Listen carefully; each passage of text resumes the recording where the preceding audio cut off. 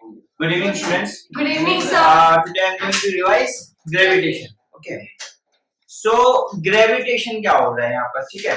तो ग्रेविटेशन होता है, देखो कुछ एक टाइप का फोर्स जो अर्थ हमारे ऊपर एक्सर्ट, अर्थ नहीं, अगर अर्थ बोलो अर्थ छोड़ दो, अर्थ को भी बाद में हम लेंगे।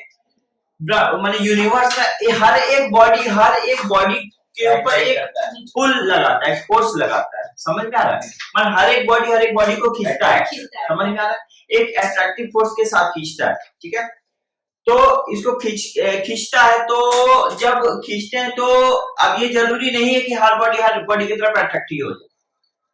किसी बॉडी को पुल करने के लिए कुछ ज्यादा फोर्स की जरूरत पड़ती है, ठीक है? पर अगर हम एक दूसरे की तरफ नहीं अट्रैक्ट हो रहे हैं, कोई बॉडी एक दूसरे की तरफ अट्रैक्ट नहीं हो पा रहा है, इसका मतलब ये नहीं कि वो बॉडी किसी दूसरे बॉडी के ऊपर फोर्स नहीं लगा रहा है, या वो बॉडी कोई फोर्स फील नहीं कर रहा है, यस फील कर रहा है, ठीक है?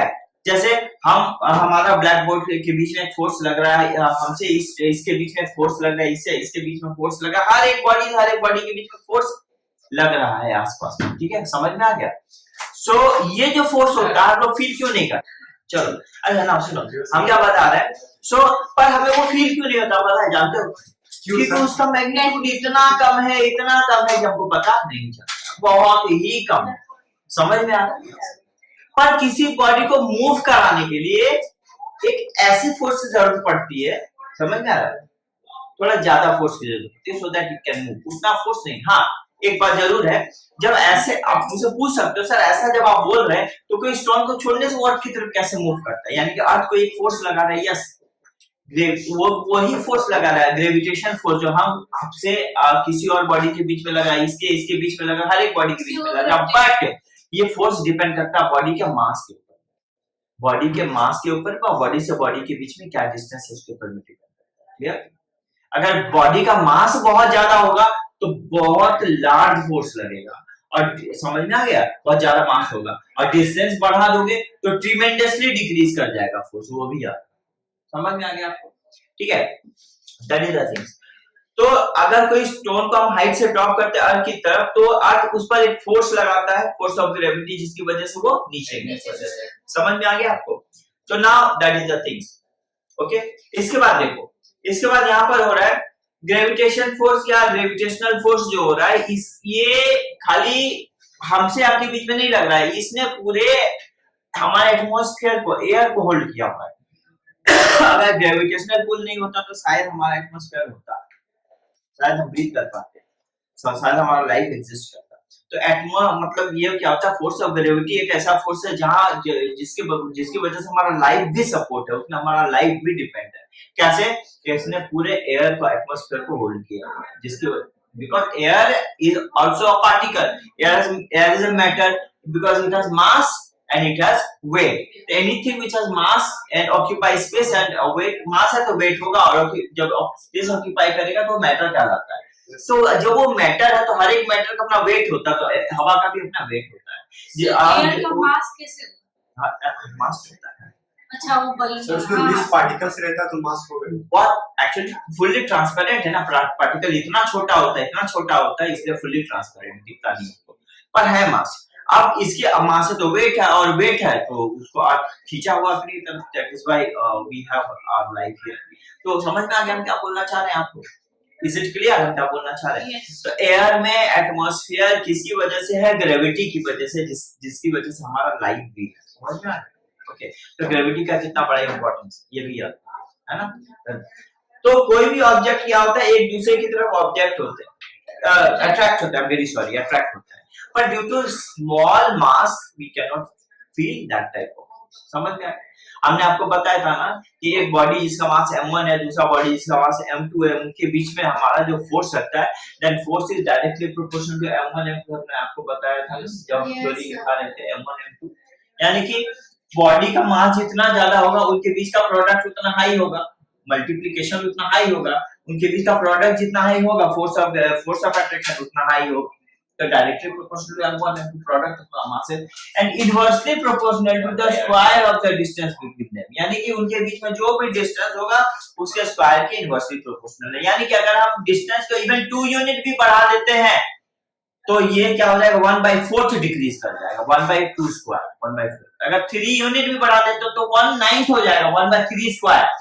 समझ में आ रहा है? इतना ट्रिमेंडसली डिक्रीज करेगा जब हम ये बढ़ा देंगे क्या distance between the body.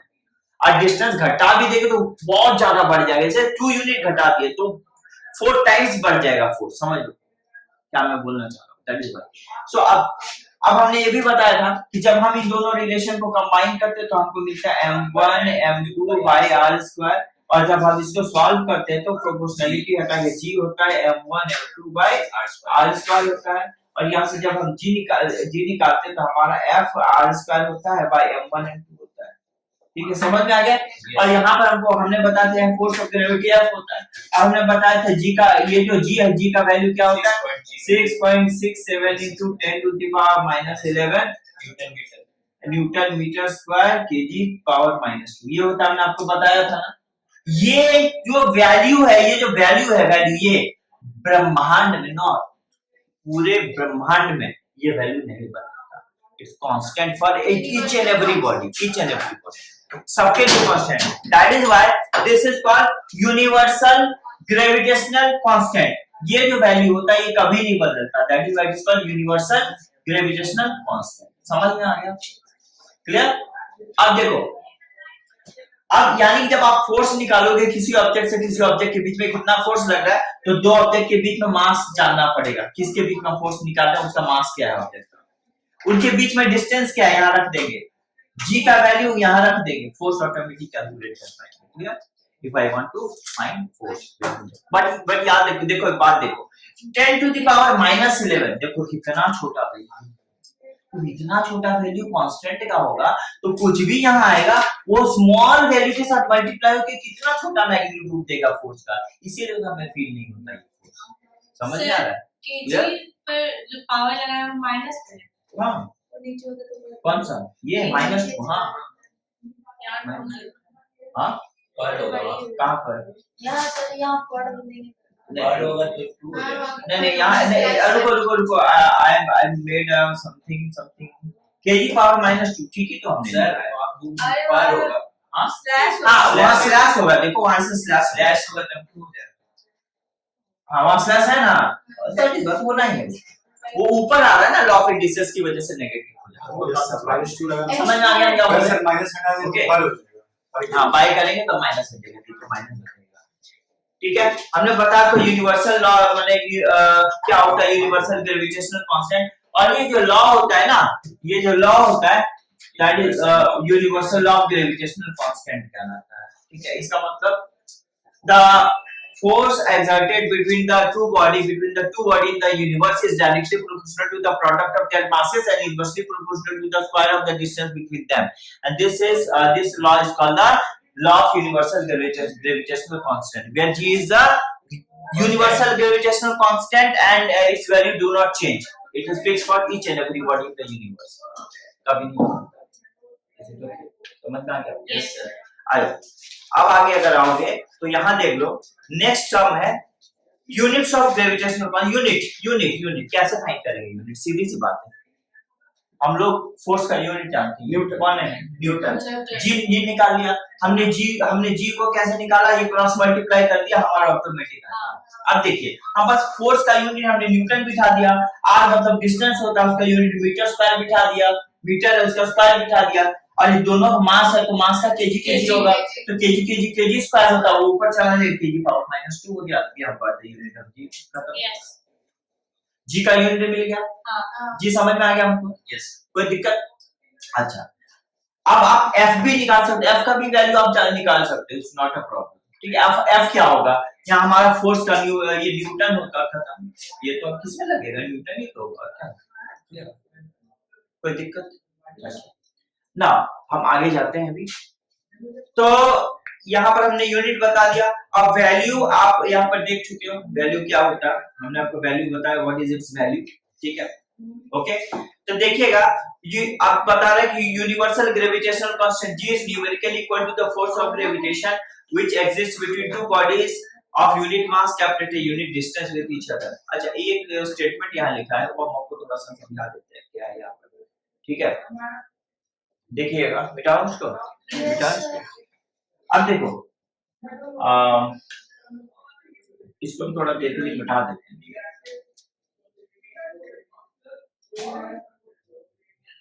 Is defined, what is defined here, ये डिफाइन यहाँ पर क्या, यूनिवर्सल ग्रेविटेशनल कांस्टेंट जी। जी को कैसे हम बता सकते हैं? अच्छा सुनो, हम अगर जी का तो वही जो आप वैल्यू लिखे थे वही है ना, जी क्या बताना चाह रहे हम हैं? बताते हैं जी को हम लोग एफ के इक्वल कैसे बता सकते हैं? जब ये आर होना चाहिए 1 1 का स्क्वायर, मास होना चाहिए 1, ये मास होना चाहिए 1, तभी ना। नहीं समझे? अरे कभी भी बॉडी के बीच का अगर हम डिस्टेंस आर ले लेते हैं, अगर हम आर ले लेते हैं, जरूरी थोड़ी है कि सॉरी आप वेरी सॉरी 1 ले लेते हैं, जरूरी है कि 1 होगा, कुछ भी हो सकता है।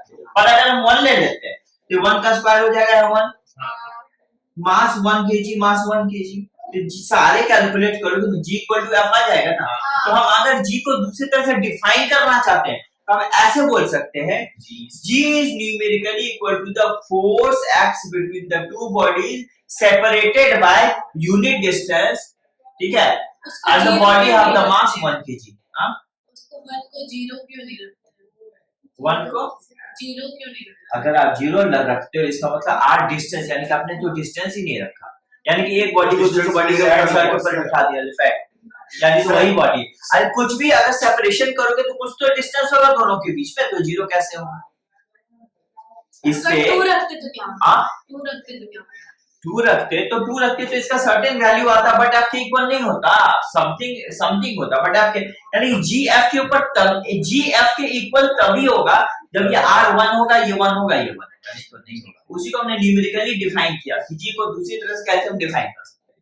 तो universal gravitational constant is numerically equal to the force between the force between the two bodies of mass each of mass 1 kg separated by a unit distance, that is what we can define, ठीक है, okay, so we can define here not a problem, it's ठीक है।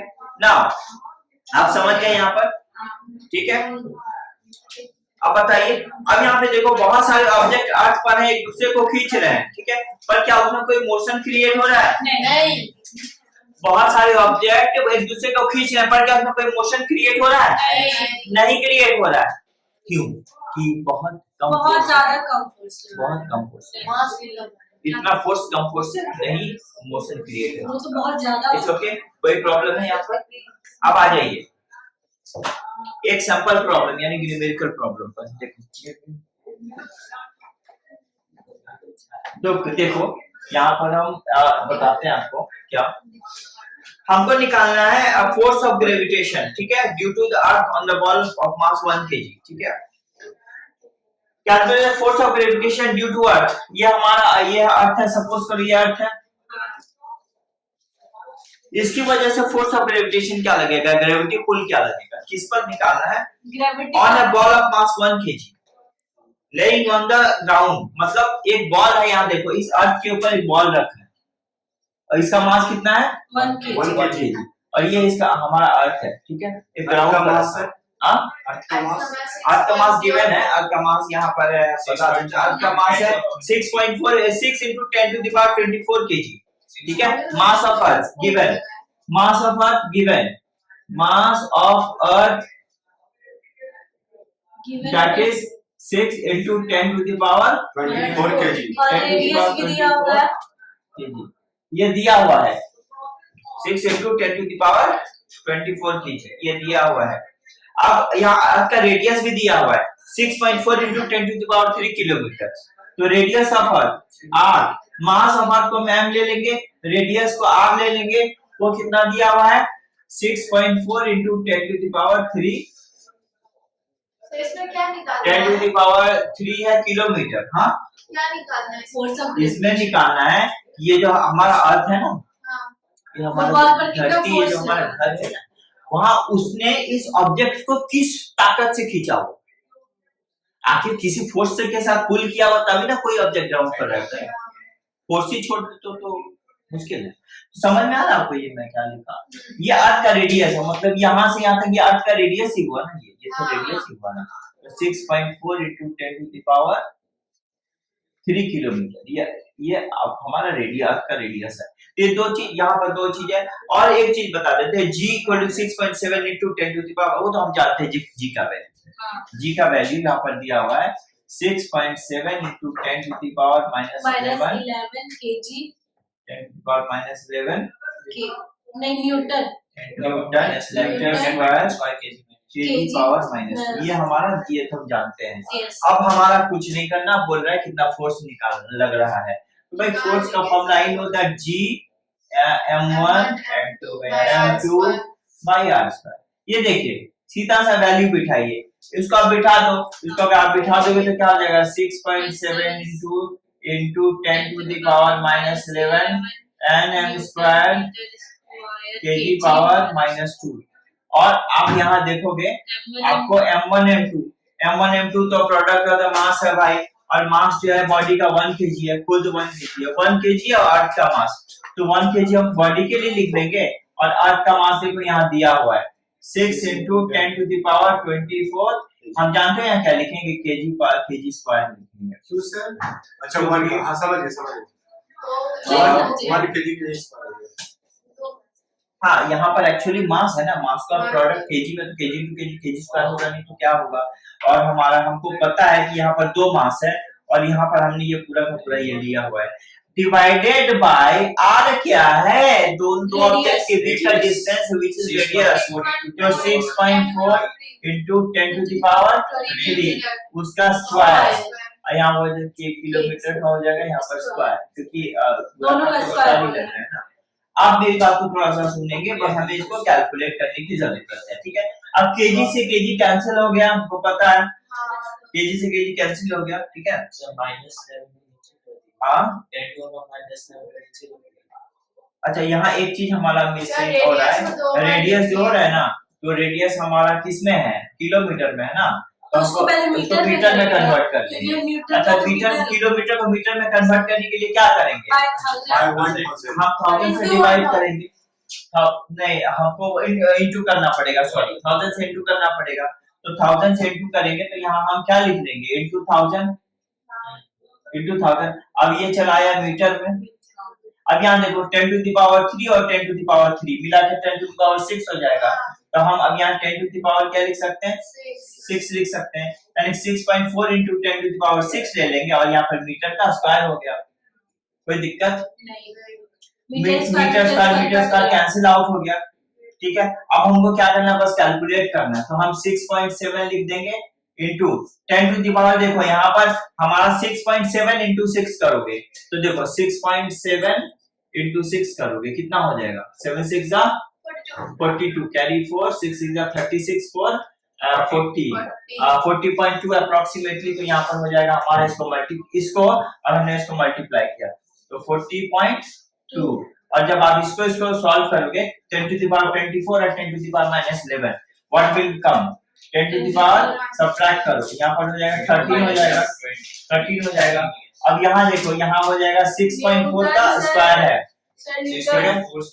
6.4 का square है, तो यानी कि 6.4 को हम दो बार मल्टीप्लाई करेंगे, तो जब स्क्वायर करेंगे तो 4 4 जा 60 कैरी 1 6 4 जा 24 2 जा 48 48 149 कैरी 4 6 6 जा 36 4 40, और यहाँ पर 2 के बाद डेसिमल 40.96, इट इज 40.96, और यहाँ देखो 10 टू द पावर 12 हो जाएगा, और यहाँ हमारा न्यूटन हो जाएगा, समझ गए। अब आप देखो, अब बस मुझे कैलकुलेट करना है इसको, 10 टू द पावर 13 में 12 सब्ट्रैक्ट करो, क्योंकि बेस से में तो पावर सब्ट्रैक्ट होगा, मल्टीप्लाई हो जाएगा, तो 4.2 इंटू यहाँ पर क्या हो जाएगा 10 हो जाएगा, और यहाँ देखो आपका 40.96 न्यूटन हो जाएगा। अब जब हम इसको 10 के साथ मल्टीप्लाई करेंगे तो it will be 402 divided by 402 होगा ना, डिवाइडेड बाय 40.96, हम क्या करेंगे तो राउंड ऑफ कर लेते हैं, क्या 41 कर रहे हैं, अप्रोक्सीमेटली कर लेते हैं ना, राउंड ऑफ कितना क्लोज है 41, तो हम अगर इसको डिवाइड करेंगे न्यूटन आ जाएगा, इफ आई डिवाइड इट 41 देख लेंगे, 402 से डिवाइड करके देख लो, 10 टाइम्स में ज्यादा 9 टाइम्स में अप्रोक्सीमेटली हो जाएगा, तो 9 1 जा 9 9 4 जा 36, 10 टाइम्स से ज्यादा हो जाएगा, यहाँ हो जाएगा 3 हो जाएगा, यहाँ पर आपका 9 6 यहाँ 3 हो जाएगा, और यहाँ क्रॉस हो जाएगा, समझ में आ गया। आप पॉइंट लगा के एक जीरो डाल सकते हो, ठीक है। कितने टाइम्स में लेंगे? 8 टाइम्स में, 8 टाइम्स में। तो 8 टाइम्स में अगर लेंगे तो 8 1 जा 8 8 4 जा 32। यहाँ पर 2 हो गया, क्रॉस हो गया, 0 हो गया। अब पॉइंट लगाएंगे, यहाँ ऑलरेडी पॉइंट लगा, यहाँ 0 ले सकते हैं। अब कितने टाइम्स में हम लोग ले लेंगे? 5 टाइम्स में ज्यादा हो जाएगा, 4 टाइम्स में लेंगे।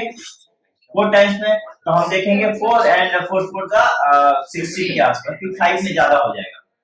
तो हम 9.84 के आसपास, तो 9.8 के आसपास ले लेंगे। तो यहाँ पर हम क्या लिखेंगे कि approximately very close to 9.8 newton. तो it's very close to 9.8 newton, that will be सही आंसर। बिल्कुल सही। समझ में आ गया? कोई दिक्कत? Is it okay? Now that is how we can solve it. अब आ जाइए, थोड़ी देर रुक जाइए। ठीक है दिव्या? सर मैसेज आ रहा है। Okay, any problem? पॉज करो। नाउ सर कुछ मैसेज आ रहा है, सर नोट करना पॉज पॉज क्या नोट करोगे? किया। Thank you so much.